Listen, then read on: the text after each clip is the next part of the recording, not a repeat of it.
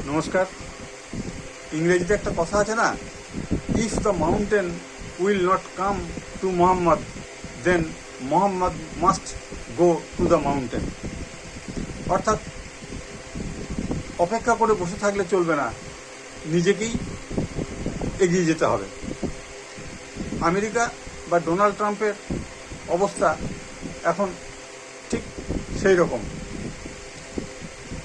এই চীনে সম্প্রতি দ্বিতীয় বিশ্বযুদ্ধের পর আমেরিকার প্রধান শত্রু রাশিয়া, তাই বিপদ আপদে রাশিয়ার কাছে যাওয়া এক বিশাল লজ্জার ব্যাপার। তাই এই বিপদে দ্বিতীয় শত্রু চীনের কাছে আমেরিকা গেছে। আমেরিকার শীর্ষ 17-18 জন কোম্পানির সিইওদের নিয়ে সেখানে বিনিয়োগ করার নামে তাদের চীনের মন ভেজাতে বা মন গলাতে। এই ইরান যুদ্ধ যে আমেরিকা বা ডোনাল্ড ট্রাম্পের কাছে এক গলার কাঁটা হয়ে দাঁড়াবে তা এতখানি বুঝতে পারেনি। ক্ষমতার দম্ভে ডোনাল্ড ট্রাম্প ভেবেছিলেন যে বাংলাদেশ, ইরাক, ভেনেজুয়েলার মতো না হলেও অন্তত ইসরায়েলের হাত ধরে এই ইরান ফাঁড়াটাকে ঠিক কাটিয়ে ফেলবে। কিন্তু এই চীন ও রাশিয়া পিছন থেকে যে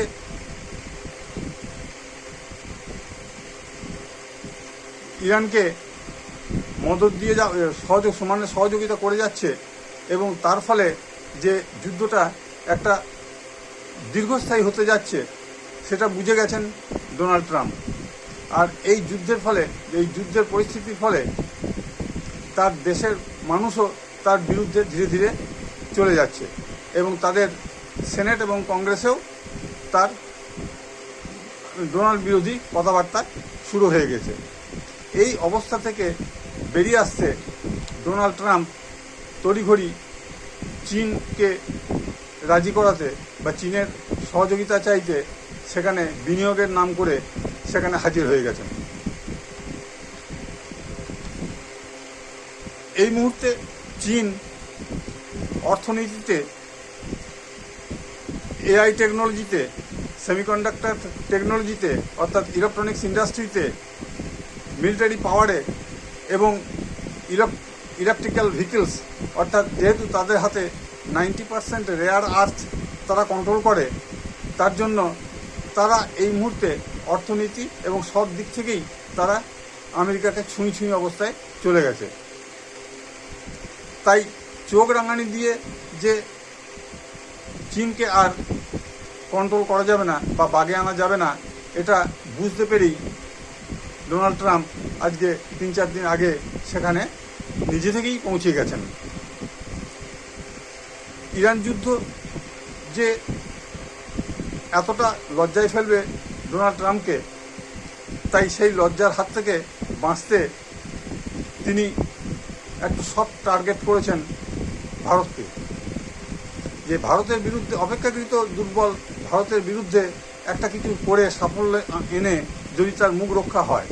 আর তাই ডোনাল্ড ট্রাম্প ভারতের বিরুদ্ধে তার গোয়েন্দা সংস্থা সিআইএকে লাগিয়ে দিয়ে এবং ভারতের কিছু বিজেপি বিরোধী বেইমান পার্টিগুলোকে কাজে লাগিয়ে এখানে বিজেপি রেজিমকে চেঞ্জ করার একটা চেষ্টা চালিয়ে যাচ্ছে এবং যদি সফল হয় তাহলে হয়তো ইরান যুদ্ধের গ্লানি কিছুটা কাটাতে পারবেন।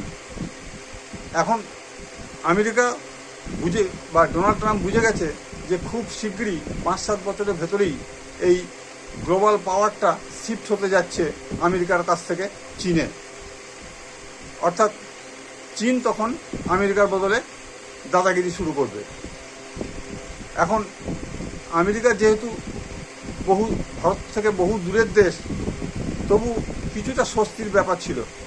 কিন্তু আমাদের প্রতিবেশী দেশ চীন যদি দাদা হয়ে যায় অর্থাৎ দাদাগিরি শুরু করে, তাহলে সেটা ভারতের পক্ষে আরও অস্বস্তির কারণ হয়ে দাঁড়াবে।